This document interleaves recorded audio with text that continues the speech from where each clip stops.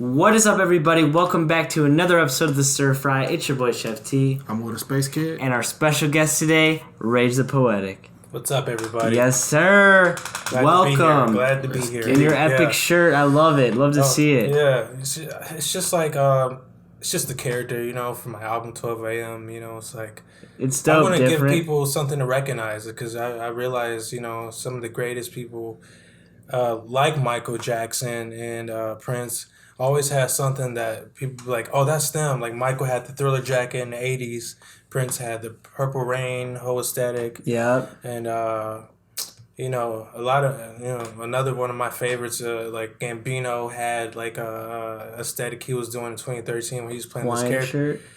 That too, but he was like doing this character called the Boy. And he for a whole year straight, he like wore a white T-shirt and some shorts that were green, and they were like NBA 80s. Right, shirts. like so like, and he wore it for a whole year straight, and that was just when I was like, man, I wish I could just do that, But it's all about playing a character, because I'm an actor. I'm an actor myself. I act too, so I'm just trying to test myself about like staying in the role of a character. Okay, that's cool. Hey, we make movies, man. We gotta make something. Yeah. I'm a screenwriter. And an actor. So we have a short film that is releasing soon. So yeah, and we have to talk about that. Oh yeah, a bunch of new stuff on deck. So you're an artist, entertainer, actor, man of many hats. Yeah. But your main thing, you do make music. That's like your main thing, right? It's not my main thing. Okay. It's more of like, it's therapeutic for me at the end of the day, because it's certain things I gotta say that I can only express through music. Yeah, expressing yourself. Yeah. Like I can write a film about it, but I wouldn't be happy about how I said it. Certain things I want to just perform on stage and scream it or, dance to it. So yeah. Cause you can let it. I feel like you can let it out quicker, right? Like you write it, you bring it to life, and then you can move on from that song. Yeah. And write out another feelings. Whereas like the other things are kind of more long term. Yeah. Longer. It's a longer process to get those done. Yeah, like when you're filming a movie or something or a show, it's like it takes forever. It could take like a year to perfectly do it, And then about time, like 6 months into the project, like I don't even feel this way anymore. Like what the hell am I doing? Yeah. Versus going in the studio and just conveying that motion on the mic immediately and getting it out the way and getting it out your system, and then bam, it turns into like a hit record or just somebody's favorite song, Yeah, well, that's interesting actually that you say that, because you do.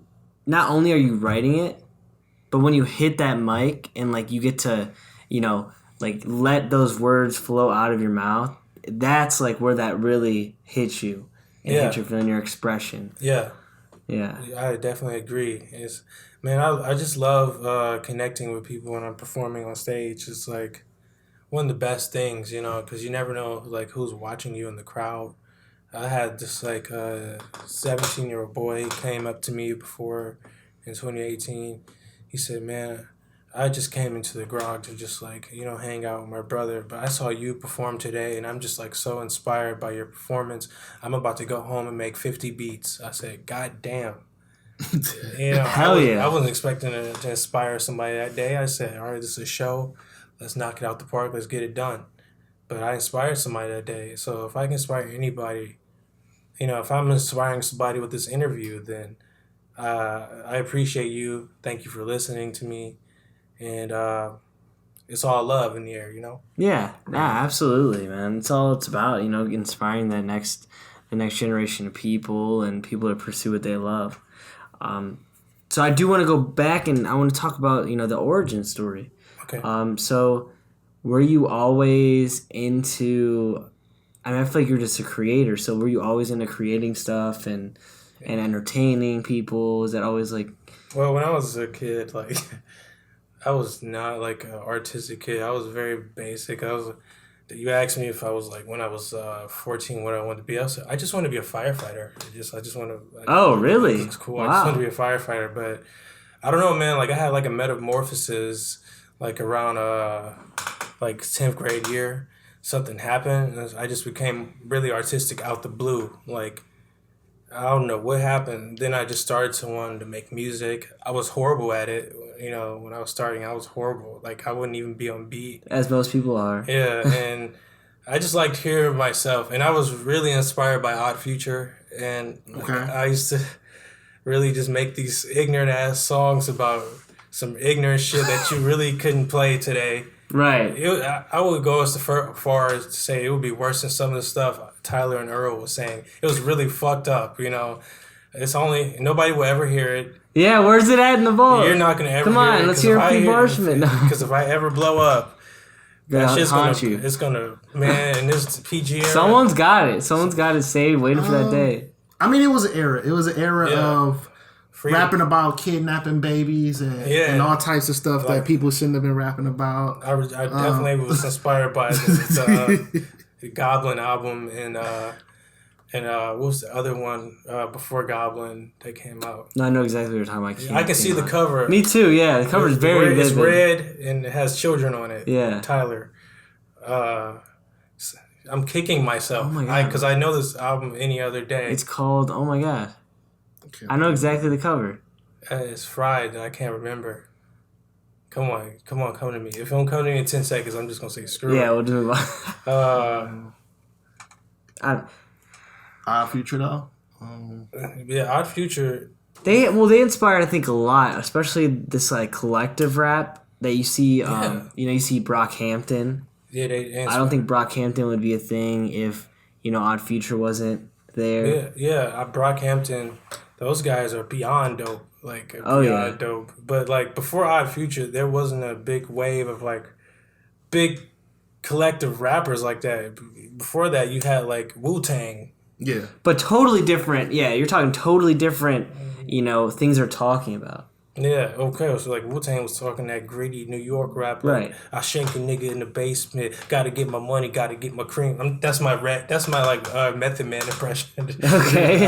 But yeah, that's how they were. And then Tyler's coming on the scene talking about like, yeah, I skateboarded yesterday. Had me a couple tacos. Slapped a bitch in the face. Did a kickflip. Something like that. Yeah. You know? And in that time period, that was really like connecting with me because I'm a skater too. I was a skater after I broke Damn, what haven't you done? After I broke my foot, I was like, fuck that. I'm not going back to no hospital. But I was a skater, and that was really resonating with me. Some of his music was just some of the best music to skate to. Yeah, well, I mean, think about it. Actually, I don't know if much of this music would be around without Odd Future. Like, he kind of introduced this weird, the weirdo is cool, right? Yeah. This is the first time we see, like, the weirdo is cool. He's not like we're not talking about being on the street. We're not talking about shooting anybody.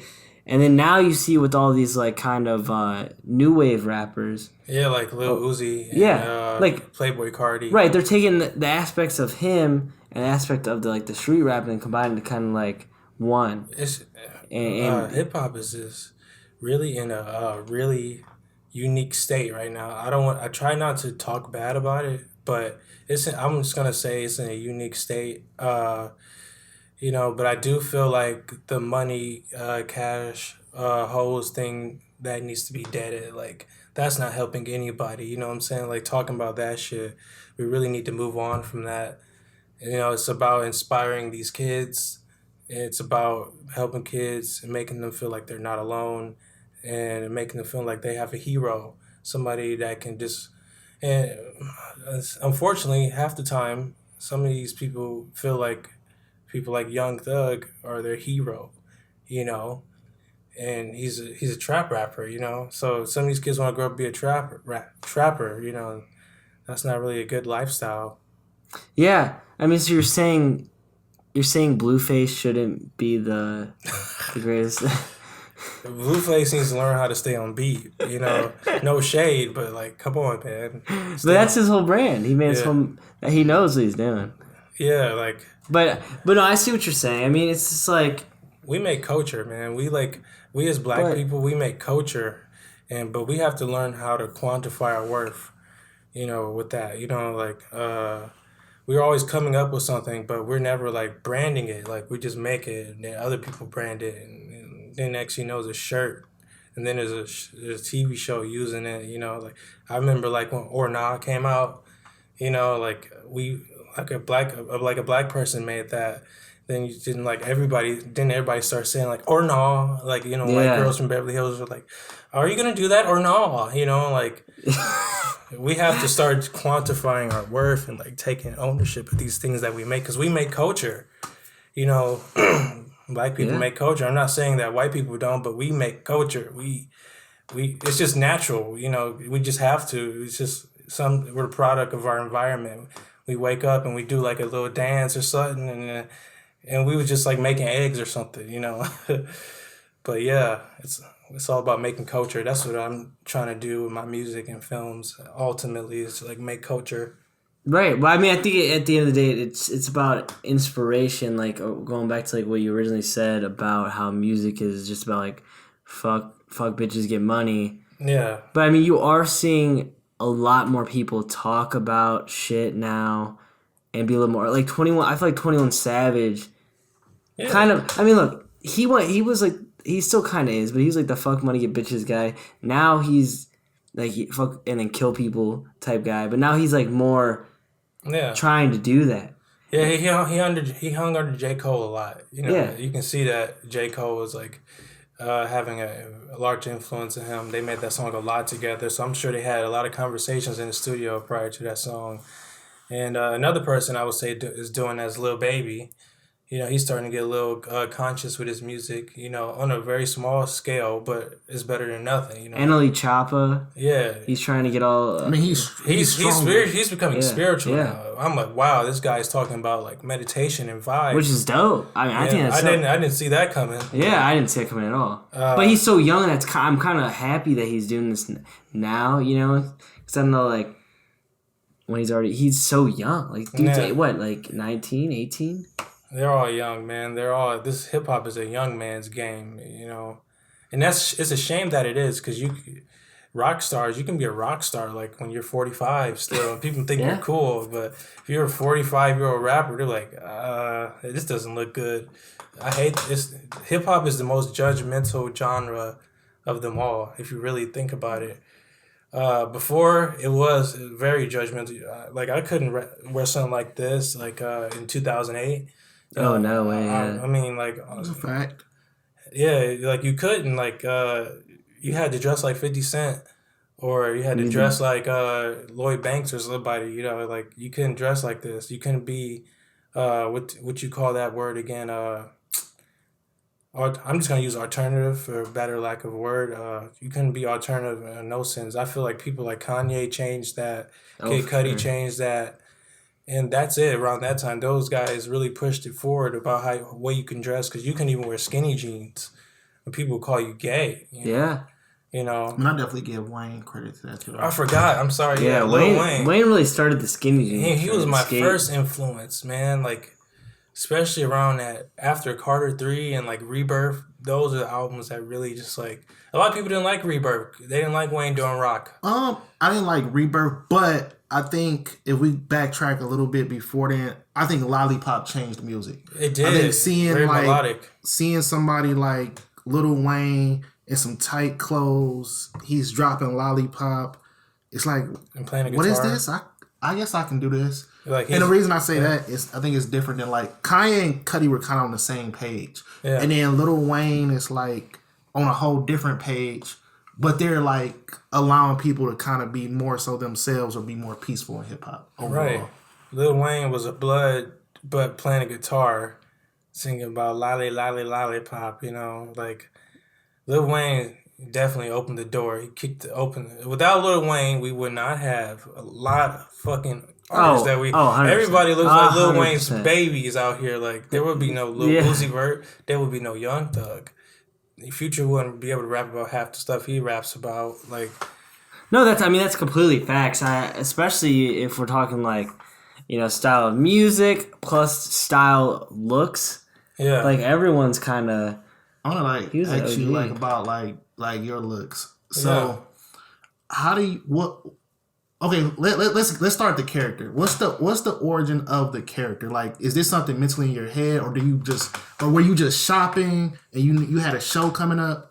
How did you get these clothes? Well, I was just like in New York, and I saw this jacket in the thrift store. I'm like, I always wanted a jacket like this. So you had a show in New York? Just yeah, I had a show in New York. Show in New York. And I bought this jacket. I'm like, I always wanted a jacket like this. Plus, I'm doing this '80s thing, so I wanted to. The name of the character it shifted a lot. The name of the character was going to be Synth. Since synths were big in the '80s, right. Synthesizers and stuff.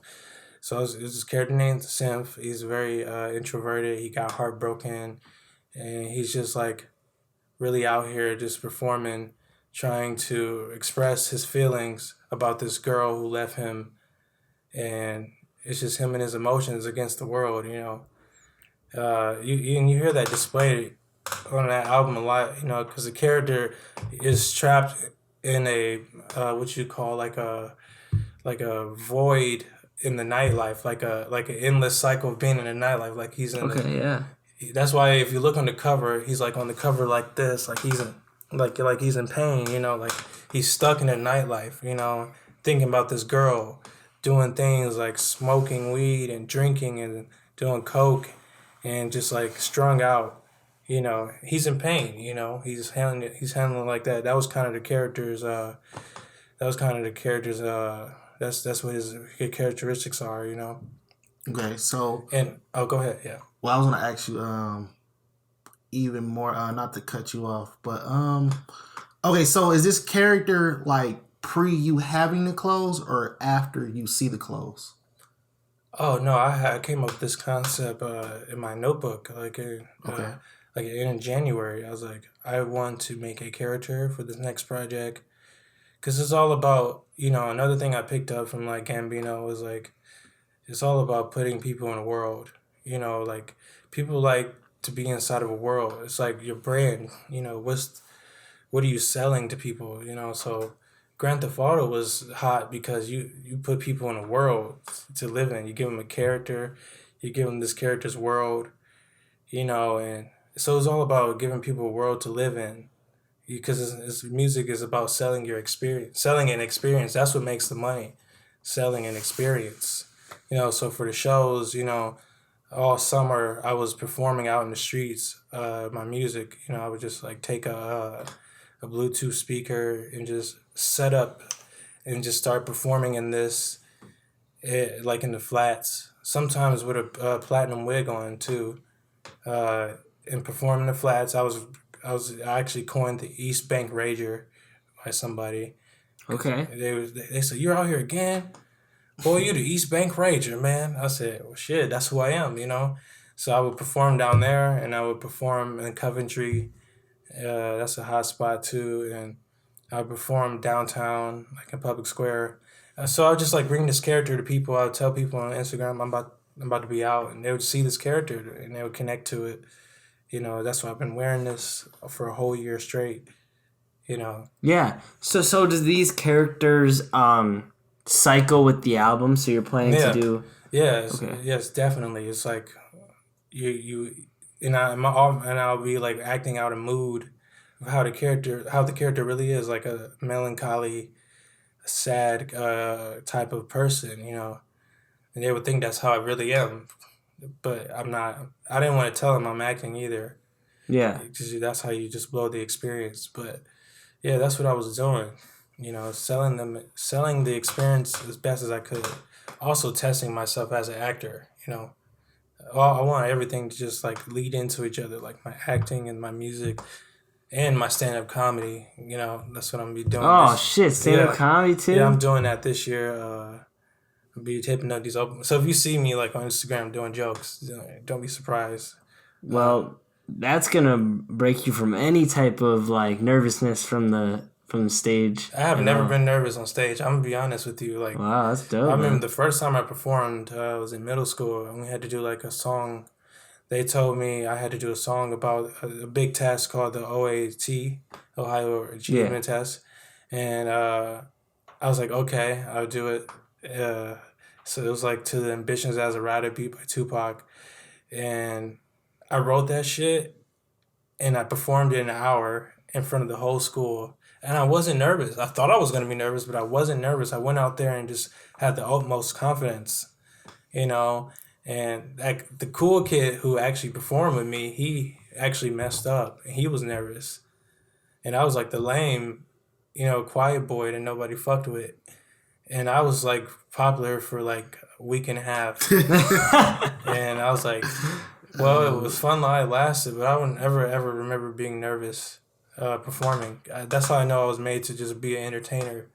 I've never just been nervous. Yeah. I don't think I would be nervous if I was performing in front of my heroes. Like, if I was performing in front of dead or alive heroes too. Like, if I was performing in front of Prince, Jim Morrison from The Doors, Jimi Hendrix, Cudi, and Tupac, I would not be nervous. Because in my mind, I would say, they understand what I'm doing. I know what I'm doing. So it's all about killing it at that point.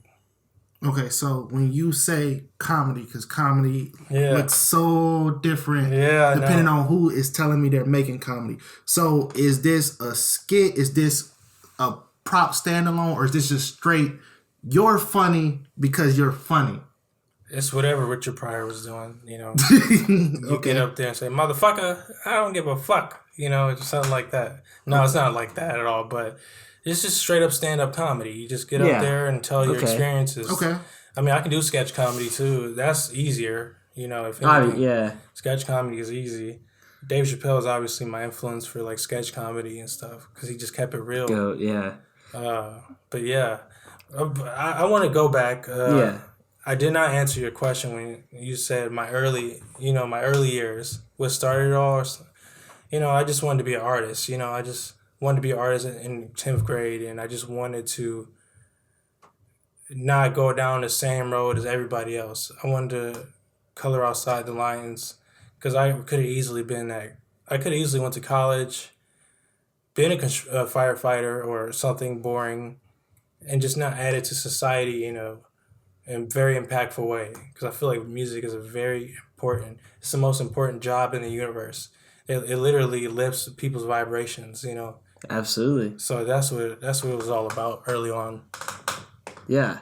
I mean, I think especially you're making this music, people are looking up to you. You really you're an influencer. Like, you're one of the highest influencers. People look up to like basketball players and, sports players, but like music, everyone looks up to. It's a different type of like looking up to, really, versus like someone playing basketball. Because like when you look up to like your favorite musician, there's something inside of your soul that you connect to about their life, right? That puts life into you. Like, I've seen people transform at concerts, people that don't talk at all. They see their favorite performer or artist or band, they turn to a whole different person. Like, music just brings out, and especially if you've been drinking, it definitely brings out another version of yourself that didn't exist. That's why music. If there was no more music in the world, people would go insane. Yeah, and that's why I think music should be free. Like, albums, they should be free. But then you'll see that people getting abused and used. What, like if albums were free? Yeah, like the artists. Well, I mean, if it was free, I can see how people like have a problem with being free. Like, how am I going to make money? Well, if your album did what it was supposed to do, if you sell an experience, then you're going to make money from the tour, the concert, I mean, that's pretty much how people do make money, though, Yeah. Well, I mean... Oh, so you believe all streaming services should be free?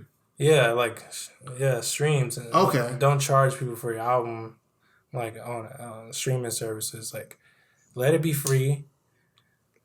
Sell them the experience. They're going to want to come see you, If they're going to want to come see you if they fuck with you hard, That's just where I think. I mean, I don't think that's far-fetched, honestly. Like, I mean, it's almost... I mean, don't make that much money anyways. Yeah, the record label makes...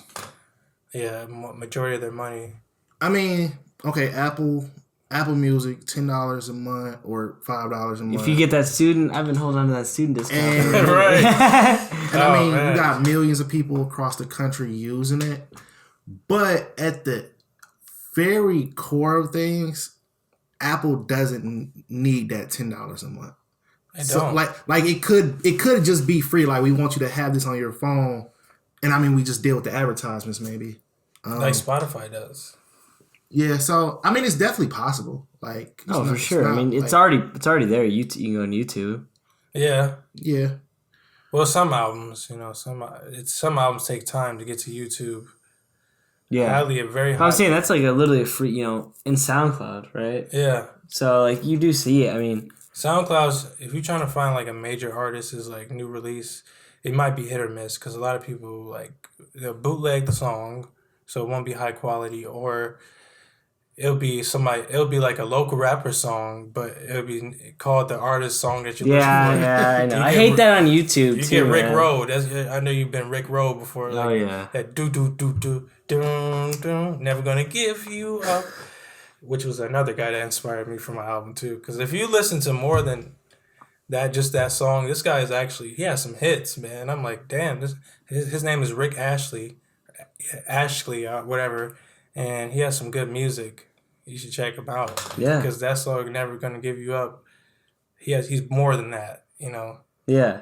Mm-hmm. I have to check him out. So you love like your main thing though, you love performing in front of people. You love to create that experience on stage, in person, live. Mm-hmm. Tell me about that. Like, where does that love come from? Do you just feel like I don't know, you finally get to let loose? Like you just feel like you're like on top of the world. When I'm writing the song, I envision everything. Like when I'm writing a song and like recording it, I envision performing it immediately. Like, all right, when I'm recording, I'm like, all right, this is the part when I'm perform, I want to scream. This is the part where I want people to clap and dance. So if I had money, like a lot of money to do like some of the set designs, that it would be crazy. Like I have some really crazy ideas for like sets, because that. When I go to some of my favorite rappers have had the best sets ever. Like I've seen Kanye at the Yeezus tour. I'm like, God damn, man, this is a really nice set. Floating. Oh, you're thinking about the Life of Pablo tour. When he was on that floating platform, which is also something very. Kanye has the best sets. Him and Lady Gaga have some really good sets on their stage for the tour for their tours. Travis Scott too. Well, he learned from Kanye. Yeah. Yeah, So, man, I've been to Travis Scott shows so many times. Those things, you get fucked up there. His crowds are fucked up. Like, him and Odd Future has some of the craziest crowds I've ever been to in my life. Like, you're getting punched and pushed, and I'm not a tall guy either, so I'm getting trampled over. Yeah. Yeah, I got dropped on my head because, I was crowd surfing, and then, then some people some hating ass motherfuckers just dropped me on my neck. I didn't care though because I was like, I was full of adrenaline. He's performing my favorite song, 3800 for the coke. The only real niggas I know. Yeah. Just around rodeo area, Classic. But Odd Future, Tyler shows and Odd Future shows and Travis shows, the craziest shows I've ever been to. So yeah, like you ever been to a Mac concert? Mac Miller. I met Mac Miller in 2013 at the House of Blues, and I was skating. I've met a lot of celebrities, by the way, but Mac was one of the first. Like, I was skating down the side of the alleyway, the House of Blues, right? No, exactly alleyway. Yeah, and I didn't even know he was in town. Dude, I was at that concert. Oh wow! That was my first 2013. Concert. Yeah, and Earl was with him too. I was just about to say Earl was there. And I was just skating, and I saw him by the tour bus. He was smoking a cig. My skateboard like flew past him. He said, "This is yours, bro?" I'm like, "Oh shit, that's Mac Miller." I wasn't even a huge Mac Miller fan, so I couldn't even fathom who I'm looking at right now. Yeah. I know him from Earl's music. Okay. I'm like, "Oh shit, that's Mac Miller. This is the guy that was on that song Guild, on Doris, Okay. And I quoted the lyrics out. I'm like, "Dude, you the guy that said Josh Beard is like Paul Revere's." Or smack a bitch in the mouth when she cursed at me. I'm Ron Burgundy mixed with Hercules. Said, yeah, dude, I was on fucking perks when I said that shit. And he gave me his cig and my skateboard back, and I was on my way. I wasn't even a huge Mac fan at the time, so I couldn't even understand like what I just did. Yeah. But when I became a huge fan, I was like, I met him. So. He's cool, man. I love That's dope. I love Faces, Yeah, Faces. Oh, the most underrated Mac album of the century, dude. Love Faces. I cried when he died. I'm like, God damn. Me too. That's like my biggest influence. This is like a rap Kurt Cobain dying, Yeah. Man, it's sad. His birthday was the other day, I think. Yeah, it was the day that Trump got out of office. So he had a Yesterday. song Donald Trump. Was it yesterday? Yeah. Yeah, it was yesterday. Yeah, so he has a song called Donald Trump, and the day Donald Trump got out of office is the day Mac Miller had his birthday. So it's funny how things work out like that. That is crazy, yeah. Yeah. Wow. Oh my gosh. You don't really think about that, but yeah, that is nuts. You know what rapper, another white rapper I miss? I miss Asher Roth. Oh, I love Asher Roth. I love Asher Roth. He one of his albums, I forget what it's called. Was it the Greenhouse Effect? That was a mixtape. Sorry. No, it was Pot of Gold was on it. Was it Sleep in the Bread Aisle? No, it was after that. It was recently, probably like 6 years ago. I knew he was dope when I heard him say, the world's going mad and when blacks wear plaid and Mariah Carey has dated Nick Cannon, or when a boy from the Birds had the nerds to convert on a mixtape of D. Gay Cannon. Something like that, but he did a remix to Lil Wayne's Cannon song. Okay. Yeah, he's definitely a dog, dude. Like, he's cool. He needs to come back. Yeah, he does make music. He looks like Jesus now. He has like long hair and a beard.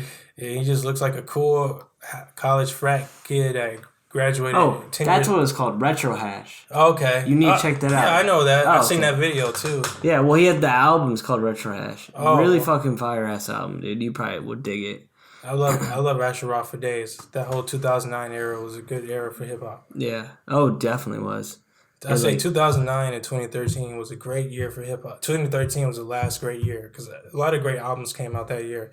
Mac's album came out, Earl's album came out, Tyler's album came out, Indica by Cudi came out, Yeezus came out, Schoolboy Q's album came out, Kendrick Lamar's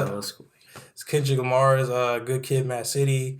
It's just a slew of great albums. I know, and it's crazy how much different time frame we are now, Yeah, I feel like there's no classic albums coming out right now.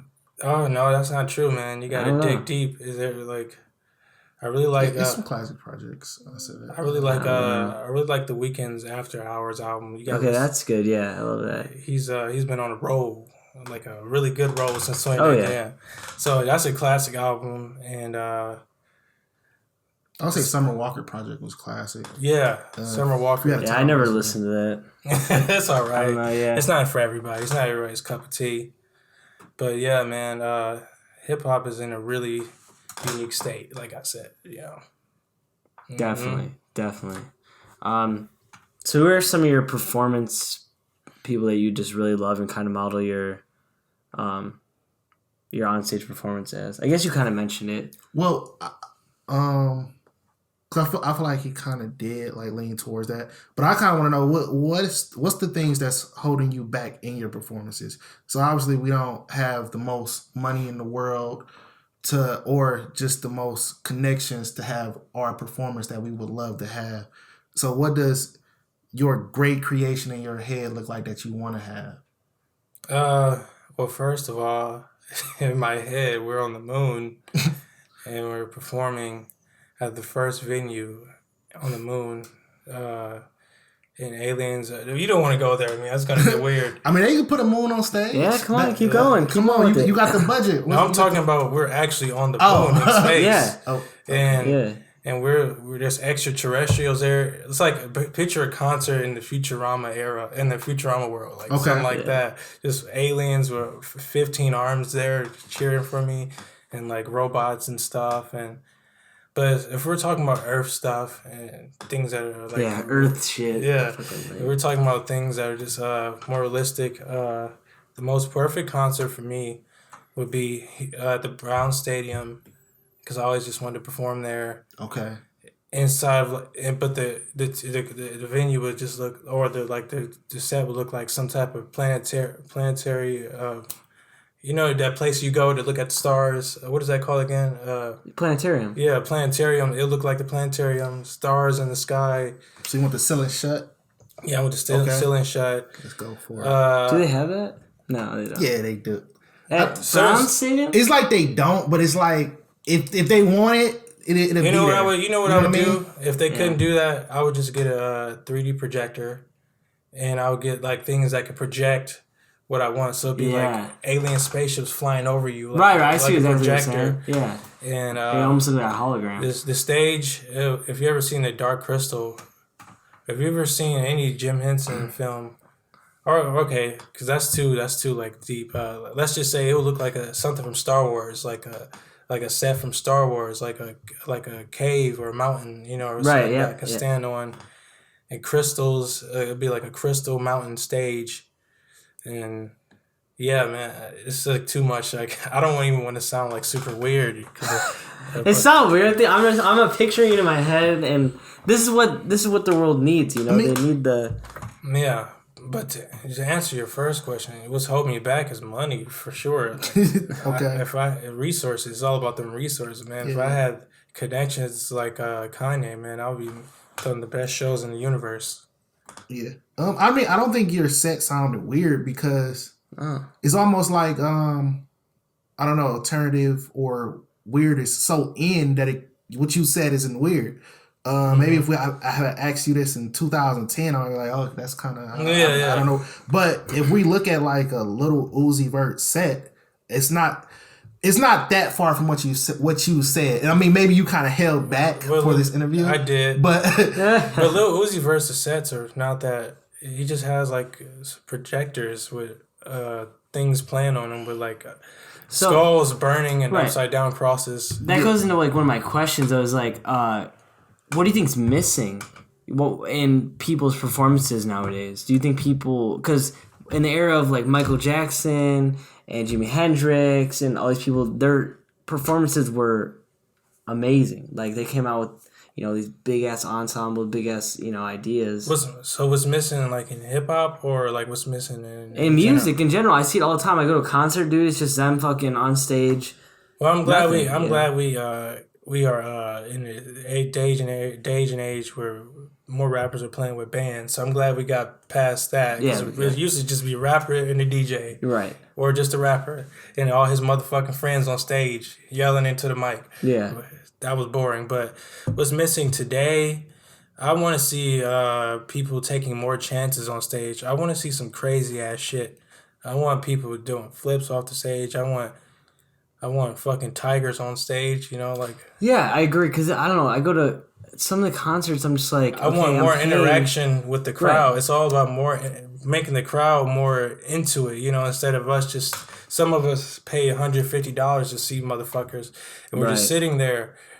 Get the crowd more in, you know, that's how you give people an experience, something they can tell their grandkids 3 years from now. Like, it's all about I want artists and bands to get the people more involved with their show, with their set, you know, because I hate to keep going back to Cudi, but in 2016 at the House of Blues, again, he smashed his guitar on stage. This is when he was doing rock, and he gave me his guitar. And then before that, he gave me he took my blunt, he smoked it, and he gave me his blunt, and we were like I basically had a rotation thing with him. I'm like, I basically smoked weed with Kid Cudi. I can show you the video. It's on YouTube. Do you have his guitar? Yes, I have his guitar in my house. I'll show you on Instagram too after this. Like, I have the guitar with Cudi. I wish I would have got him to sign it, but I was just like too in the moment. Like, God. I mean, yeah, I would have been the same way. Right. I'm like, I'm still in awe that I got to smoke with this man. So you're basically saying those, like, giving those memorable moments. Yes. Him smashing the stage, whether smashing a guitar on the stage, whether that was planned or not planned, you will never forget that moment. Never. People hate that I still talk about it, but I'm like, dude, that was my favorite, my hero fucking did that for me. I was the only person in the, you know, I was like, there was so many people that was in that show, at that show. You chose me to do those two things for. I can see if it was just one thing, like you just gave me the guitar, but you came back and gave me your blunt and took my blunt. That's love. You know what I'm saying? Do that. Show love to your fans throughout the show, not just once.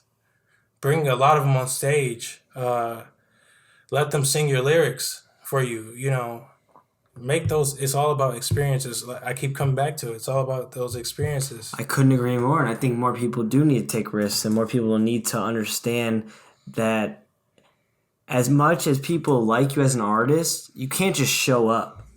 No, you just can't do that. You can't show up because I don't know what's gonna make them come back to the next one. If I'm just I could watch you on TV just rapping into a mic. That's why I don't like going to shows at the Rocket Mortgage Arena. Right, but fucking you go to House of Blues is so intimate. It's right like there. It's It's the best spot, dude.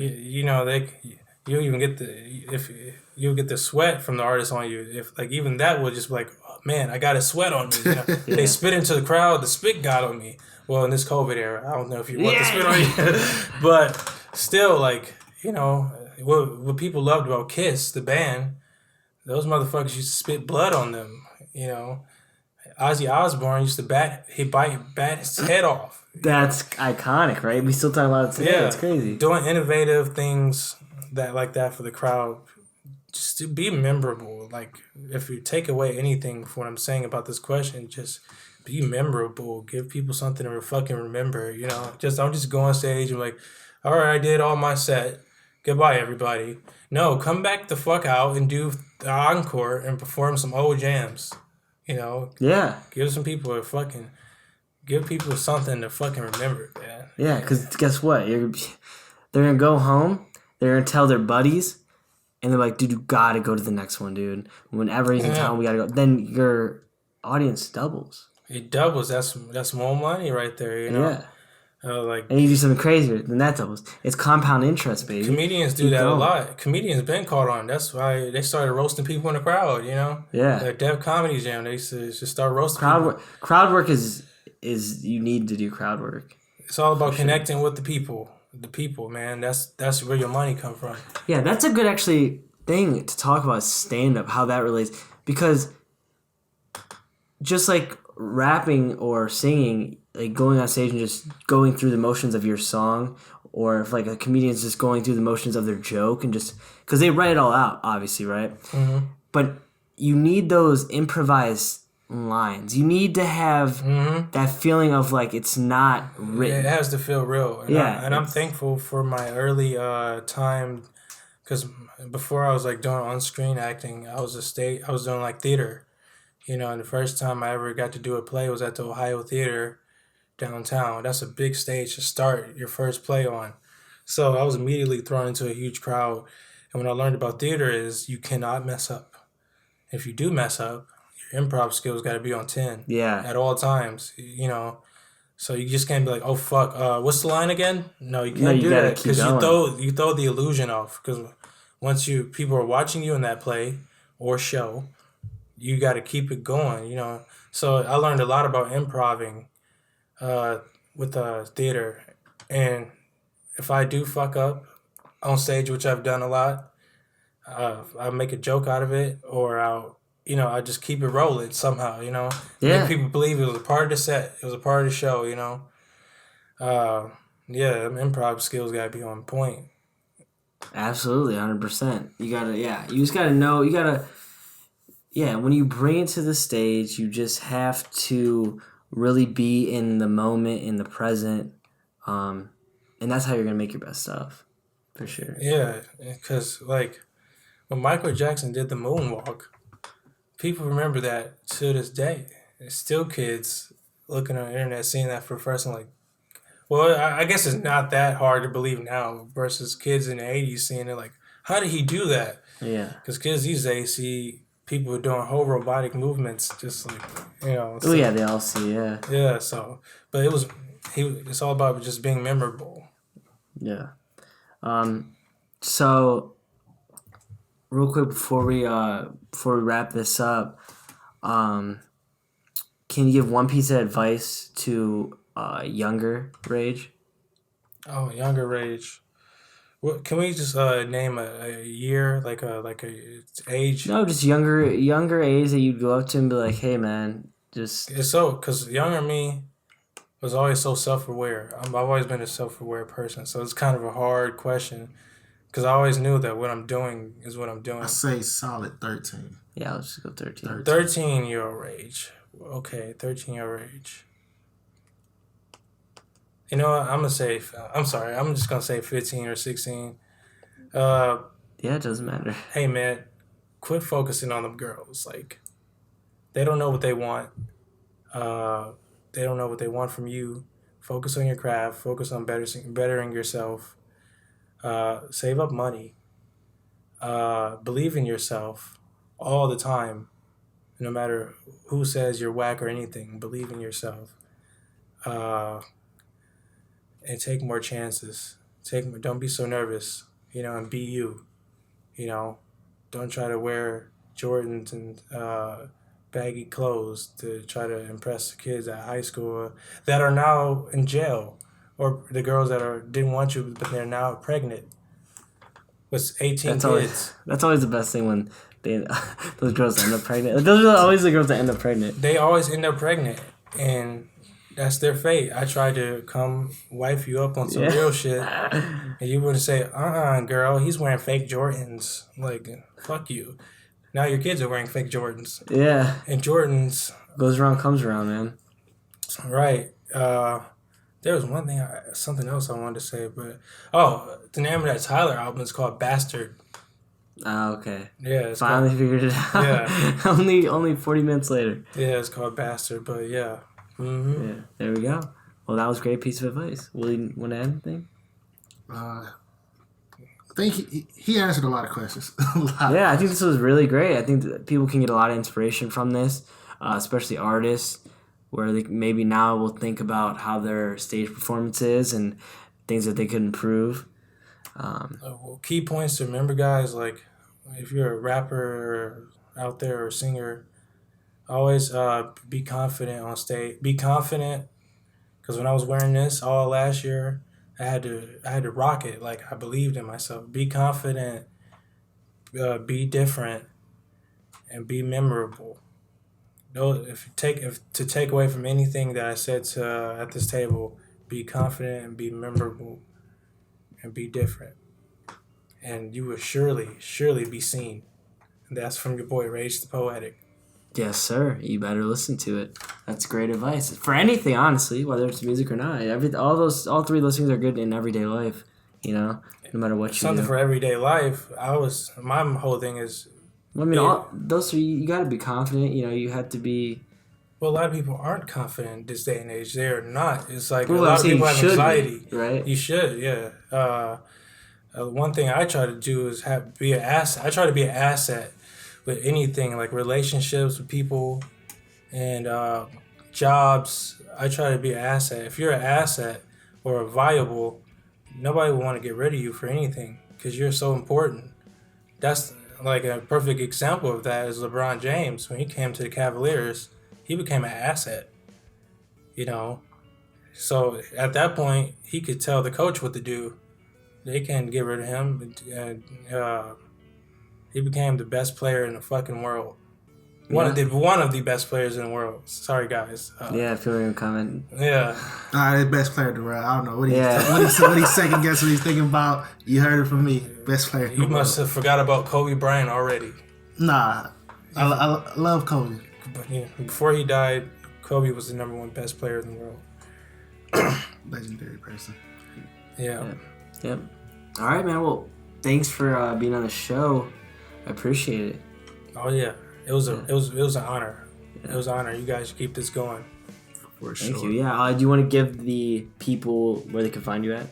If you want to find me, all you have to do is go to Google and type Rage the Poetic, and Google will show you everything to find me. All the links.